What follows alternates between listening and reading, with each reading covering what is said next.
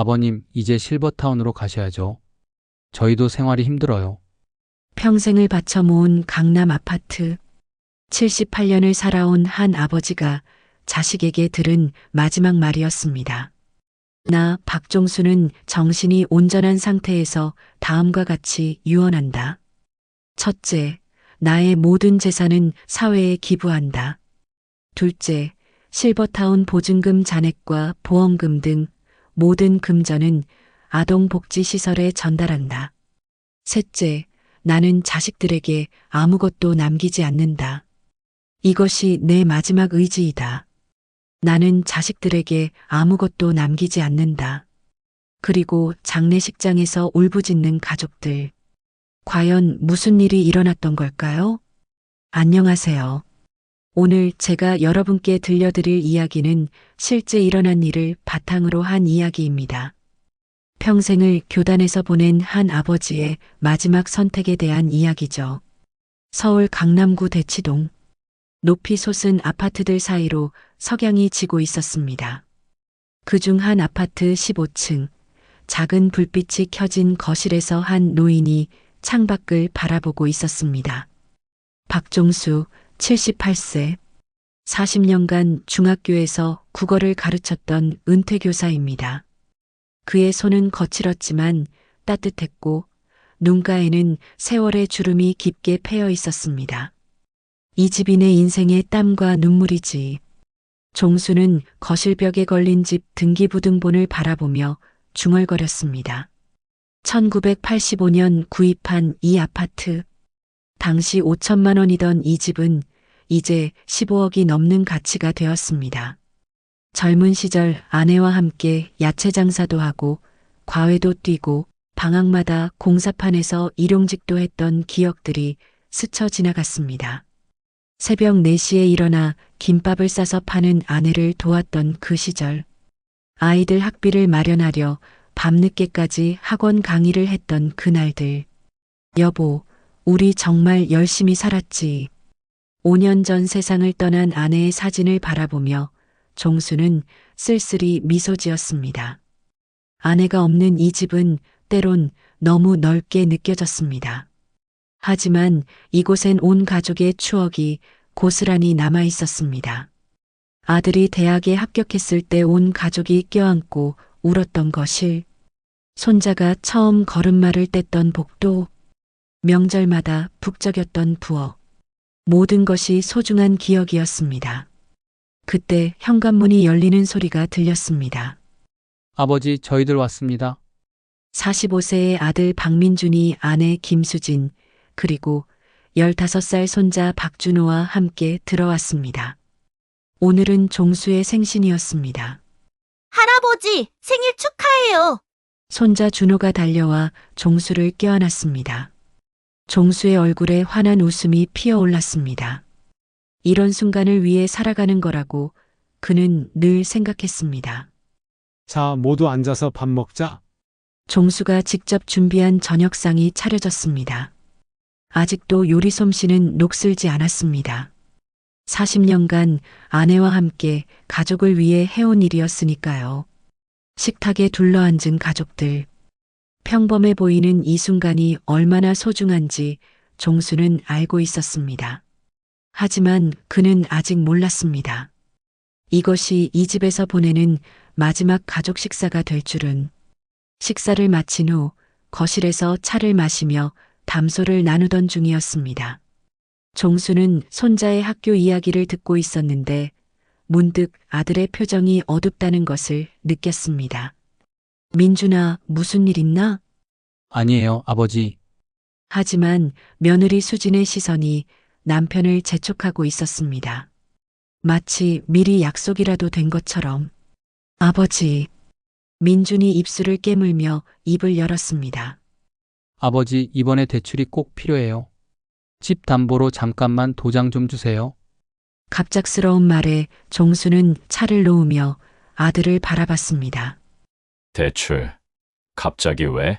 사업 자금이 필요해서요. 친구하고 같이 시작하는 건데 확실한 거거든요. 몇 달만 있으면 바로 갚을 수 있어요. 수진이 거들었습니다. 우리 다 잘 되면 아버지도 편해지시잖아요. 앞으로 용돈도 더 드리고 좋은 곳으로 여행도 모시고. 종수는 조용히 생각에 잠겼습니다. 40년 교직 생활을 하면서 수많은 학생들을 봐왔습니다. 사람의 눈빛으로 진심과 거짓을 구분하는 법도 어느 정도 알고 있었죠. 하지만 이건 자식이었습니다. 자신의 피와 살을 나눈 아들이었습니다. 얼마나 필요한데? 3억 정도면 돼요. 이 집 시세가 15억이니까 별거 아니잖아요. 별거 아니라는 말에 종수의 가슴이 철렁했습니다. 이 집이 자신에게 어떤 의미인지 아들은 정말 몰랐을까요? 아버지, 저희를 믿어주세요. 가족인데 뭘 그렇게 걱정하세요. 수진의 말에는 은근한 압박이 섞여 있었습니다. 마치 거절하면 가족의 정을 저버리는 것처럼 들리게 하는 뉘앙스였습니다. 종수는 손자를 바라봤습니다. 준호는 휴대폰만 들여다보며 어른들의 대화에는 관심이 없어 보였습니다. 언제부터였을까요? 할아버지와 눈을 맞추고 이야기하던 그 아이가 이렇게 멀어진 게. 준호야, 예? 할아버지가 너를 위해서 뭔가 해야 한다면 뭘 해줬으면 좋겠니? 준호는 잠시 생각하더니 대답했습니다. 용돈? 그 순간 종수는 알았습니다. 이 아이에게도 아들에게도 며느리에게도 자신은 그저 돈을 주는 사람일 뿐이라는 것을. 하지만 그래도 가족이었습니다. 평생을 가족을 위해 살아온 종수에게 가족이라는 이름은 거절할 수 없는 무게였습니다. 그래, 가족을 위해서라면. 종수는 천천히 일어나 안방으로 향했습니다. 서랍 깊숙이 보관해둔 도장을 꺼냈습니다. 1985년 이 집을 샀을 때부터 함께한 도장이었습니다. 거실로 돌아온 종수를 보며 민준과 수진의 얼굴에 안도의 표정이 스쳤습니다. 고맙습니다, 아버지. 정말 몇 달만 쓰고 바로 정리할게요. 종수는 도장을 아들 손에 쥐어주며 말했습니다.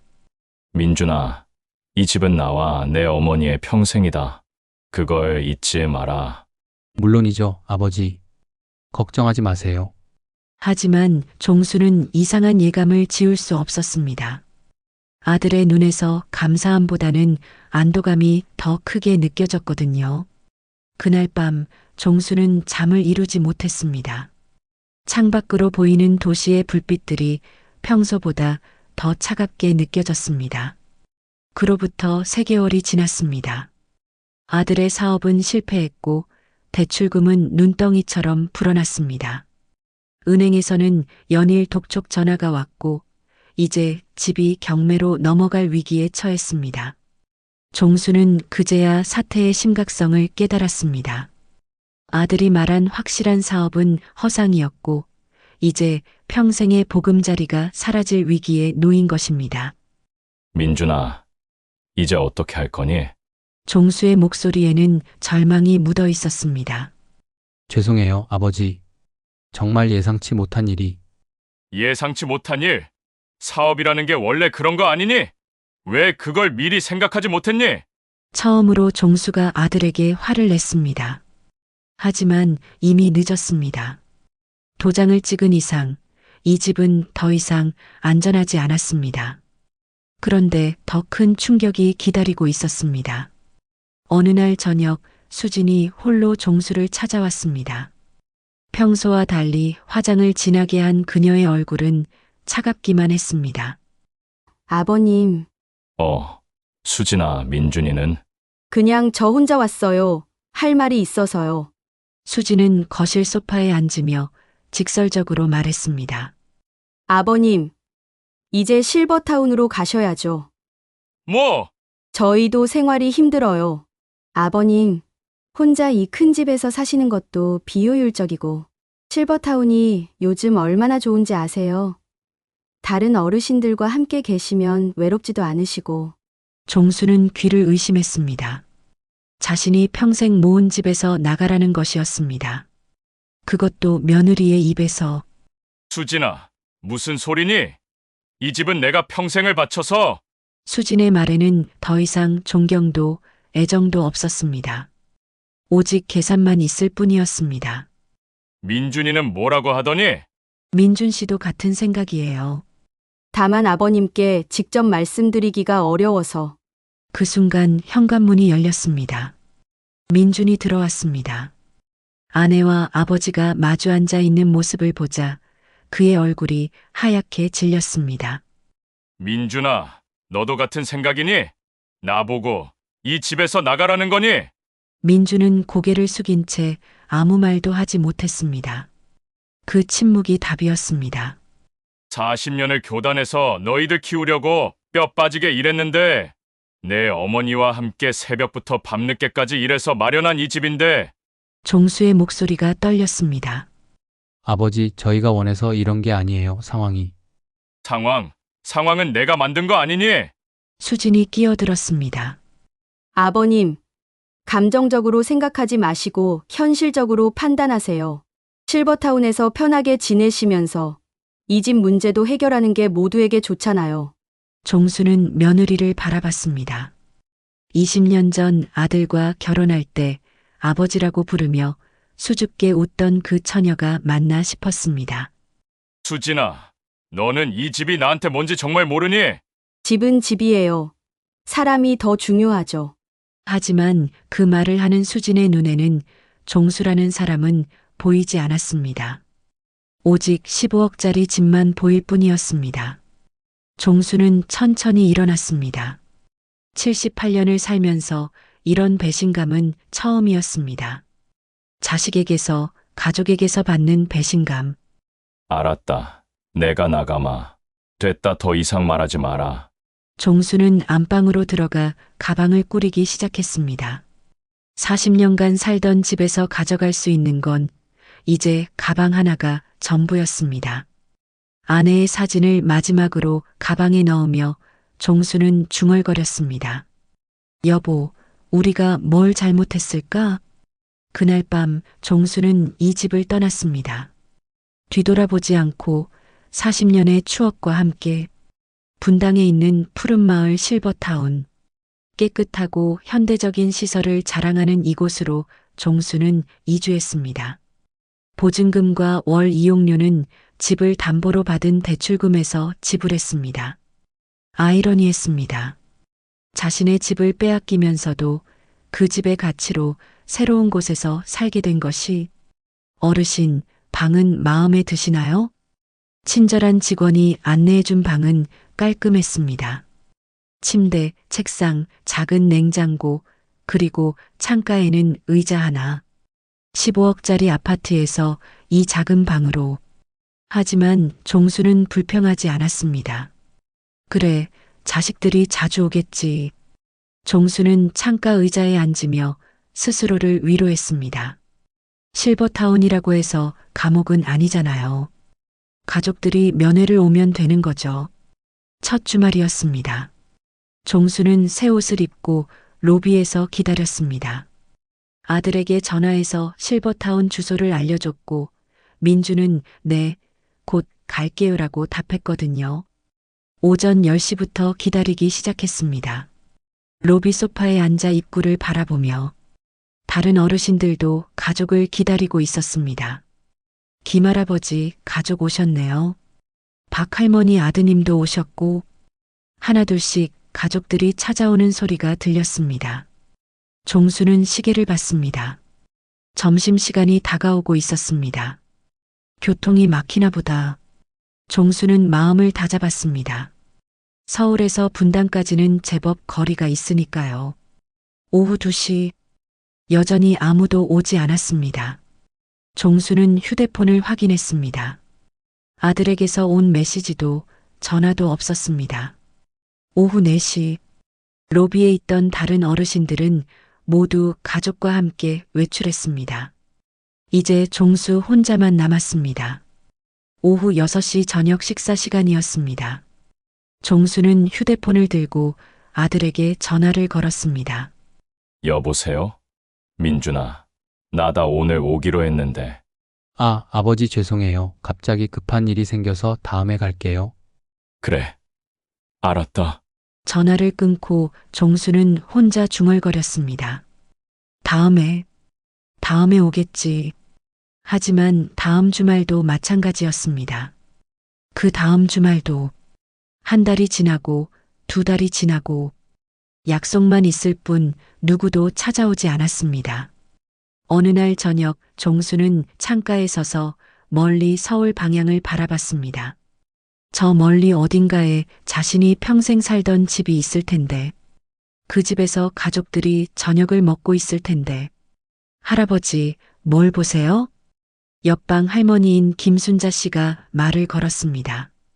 아, 그냥 서울 쪽을 보고 있었어요. 가족들 기다리세요? 종수는 고개를 끄덕였습니다. 저도 그랬어요. 처음에는 김순자 할머니의 목소리에는 체념이 묻어 있었습니다. 처음엔 효도한다고 보냈다더니 이제는 연락도 뜸해지고 명절 때나 얼굴 한번 보면 다행이지요. 그런가요? 여기 계신 분들 다 비슷해요. 자식들은 처음엔 자주 온다고 하지만 시간이 지나면 결국은 잊혀지는 거예요. 종수는 아무 말도 할 수 없었습니다. 하지만 마음 한구석에서는 이미 알고 있었습니다. 자신도 다른 어르신들과 다르지 않다는 것을. 그날 밤 종수는 일기를 썼습니다. 실버타운에 온 지 석 달째. 아직 가족들은 한 번도 오지 않았다. 전화도 뜸해졌다. 나는 과연 이들에게 어떤 존재였을까? 아버지였을까? 아니면 그냥 ATM이었을까? 계절이 바뀌고 또 바뀌었습니다. 종수가 실버타운에 온 지 벌써 1년이 지났습니다. 처음에는 일주일에 한 번씩 걸려오던 아들의 안부. 전화도 이제는 한 달에 한 번, 그것도 형식적인 인사뿐이었습니다.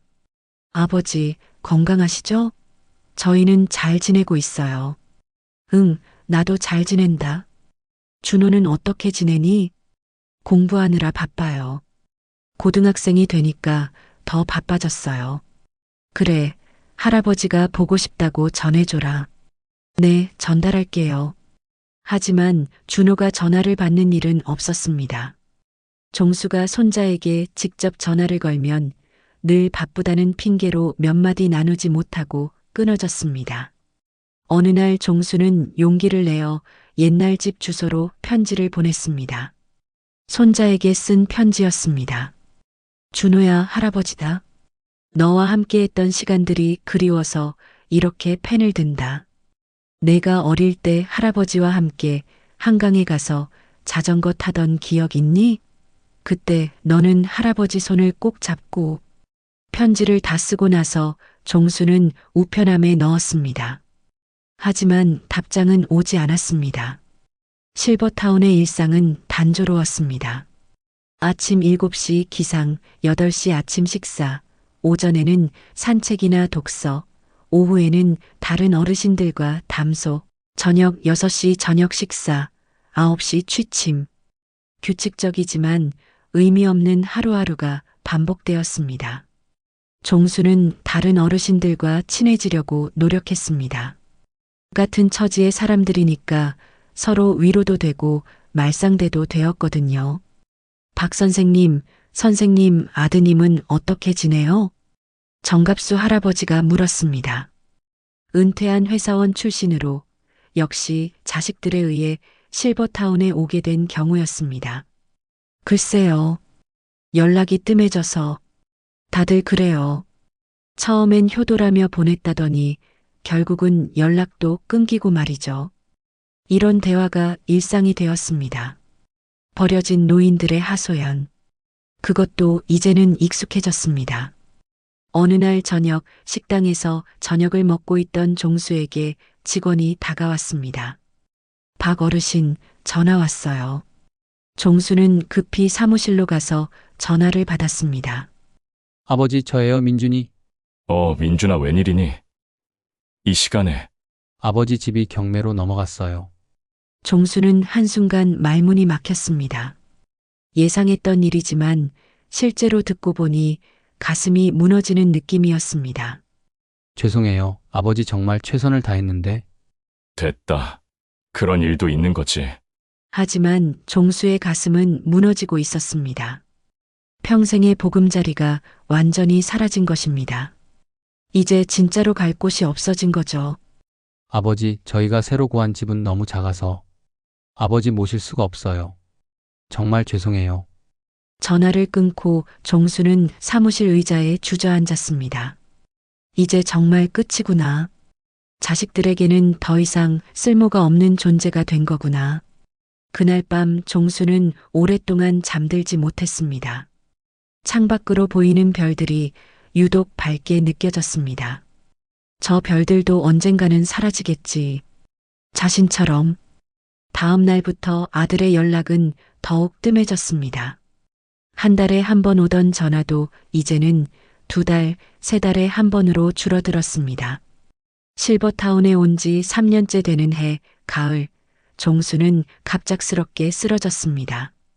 아침 산책을 나가려다가 현관에서 그만 의식을 잃은 것입니다. 병원에서 깨어난 종수에게 의사는 담담히 말했습니다. 췌장암 사기입니다. 길어야 6개월. 81세의 나이에 찾아온 죽음의 선고였습니다. 종수는 의외로 평온했습니다. 오히려 안도감마저 들었습니다. 이제 더 이상 버려진 느낌을 받지 않아도 되는 거니까요. 가족분들께 연락드릴까요? 아니요. 괜찮습니다. 종수는 고개를 저었습니다. 자식들에게 마지막까지 짐이 되고 싶지 않았습니다. 하지만 실버타운 직원이 연락을 했습니다. 며칠 후 민준이 급히 병원으로 달려왔습니다. 3년 만에 보는 아들의 얼굴이었습니다. 많이 늙었더군요. 머리에는 흰 머리가 섞였고 얼굴에는 주름이 깊게 패였습니다. 사업 실패의 스트레스 때문인지 몰골도 말이 아니었습니다. 민준아, 아버지 왜 연락을 안 하셨어요? 진작 알았으면. 알아서 뭘 하겠니? 종수의 목소리는 담담했습니다. 아버지, 좋은 병원으로 모시겠어요. 치료받으시면. 됐다. 이제 그만하자. 민주는 아버지의 손을 잡았습니다. 그 손은 3년 전보다 훨씬 메말랐고 차가웠습니다. 아버지, 죄송해요. 정말 죄송해요. 하지만 종수는 대답하지 않았습니다. 이미 용서나 원망을 넘어선 경지에 있었거든요. 민주는 며칠간 병원을 오갔습니다. 하지만 수진과 준호는 오지 않았습니다. 고등학교 3학년인 손자는 수능 때문에 바쁘다는 핑계였고 며느리는 글쎄요, 특별한 핑계도 없었습니다. 어느 날 저녁 종수는 민준에게 말했습니다. 민준아, 이제 그만 와도 된다. 너도 바쁠 텐데. 나는 괜찮다. 그런 말씀 마세요. 하지만 종수의 결심은 확고했습니다. 자식에게 마지막까지 부담을 주고 싶지 않았거든요. 그날 밤 민준이 간 후 종수는 간병사에게 종이와 펜을 가져다 달라고 했습니다. 떨리는 손으로 글씨를 써내려갔습니다. 나 박종수는 정신이 온전한 상태에서 다음과 같이 유언한다. 첫째, 나의 모든 재산은 사회에 기부한다. 둘째, 실버타운 보증금 잔액과 보험금 등 모든 금전은 아동복지시설에 전달한다. 셋째, 나는 자식들에게 아무것도 남기지 않는다. 이것이 내 마지막 의지이다. 유언장을 다 쓰고 나서 종수는 깊은 한숨을 쉬었습니다. 평생을 자식을 위해 살았지만 마지막만큼은 자신의 의지대로 하고 싶었습니다. 그로부터 한 달 후 종수는 조용히 숨을 거두었습니다. 마지막까지 아무도 곁에 없었습니다. 다만 간병사만이 그의 마지막을 지켜봤을 뿐이었습니다. 죽기 전 종수는 중얼거렸습니다. 여보, 이제 만나러 갑니다. 많이 기다렸죠? 종수의 장례식장은 조용했습니다. 평생을 교직에서 보냈지만 이미 은퇴한 지 오래되어 찾아오는 사람도 많지 않았습니다. 실버타운에서 함께 지냈던 몇 분의 어르신들과 직원들, 그리고 가족들만이 자리를 지키고 있었습니다. 민주는 3일간 장례식장을 지키며 울었습니다. 뒤늦은 후회였지만 이제는 어떻게 할 방법이 없었습니다. 수지는 검은 상복을 입고 앉아 있었지만 슬퍼하는 것보다는 무표정에 가까웠습니다. 준호는 대학 입시 때문에 잠깐 와서 절만 하고 갔습니다. 참 쓸쓸하네요. 실버타운에서 온 김순자 할머니가 중얼거렸습니다. 평생을 가족을 위해 사신 분인데 발인 당일 화장장으로 향하기 전에 변호사 한 사람이 장례식장을 찾아왔습니다. 민준과 수지는 서로를 바라봤습니다. 아버지가 유언을 남겼다는 얘기는 처음 들었거든요. 유언이요? 네, 고인께서 돌아가시기 전에 작성하신 유언장이 있습니다. 변호사는 공증받은 유언장을 꺼내 읽기 시작했습니다. 나, 박종수는 정신이 온전한 상태에서 다음과 같이 유언한다. 첫 문장을 듣는 순간부터 수진의 얼굴이 굳어지기 시작했습니다. 첫째, 나의 모든 재산은 사회에 기부한다. 뭐라고요? 수진이 벌떡 일어났습니다. 둘째, 실버타운 보증금 잔액과 보험금 등 모든 금전은 아동복지시설에 전달한다. 셋째, 나는 자식들에게 아무것도 남기지 않는다. 마지막 문장이 읽혀지는 순간 장례식장은 정적에 휩싸였습니다. 수진의 얼굴이 하얗게 질렸습니다. 실버타운 보증금만 해도 1억이 넘었고 보험금까지 합치면 상당한 금액이었거든요. 그런데 그 모든 것이 사회에 기부된다는 것이었습니다. 이게 말이 돼요? 법적으로 문제 없는 거예요? 수진이 떨리는 목소리로 물었습니다.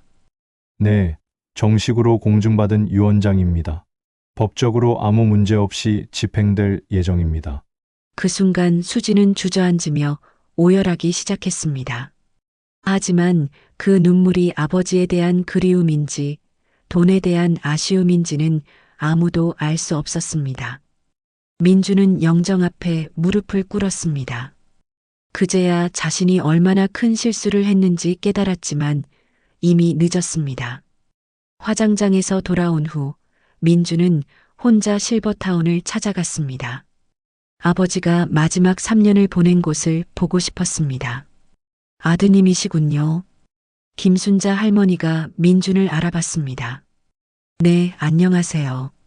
아버님 정말 좋은 분이셨어요. 처음에는 가족들이 자주 올 거라고 기다리시더니 나중에는 체념하신 것 같더라고요. 김순자 할머니의 말에 민준의 가슴이 미어졌습니다. 그래도 끝까지 아드님 자랑을 하셨어요. 내 아들은 착한 아이야. 바빠서 못 올 뿐이야 라면서요. 민준은 눈물을 참을 수 없었습니다. 마지막에 유언장을 쓰실 때도 자식들에게는 돈보다 더 소중한 걸 남겨주고 싶다고 하셨어요. 그게 뭔지는 모르겠지만 그 순간 민주는 깨달았습니다.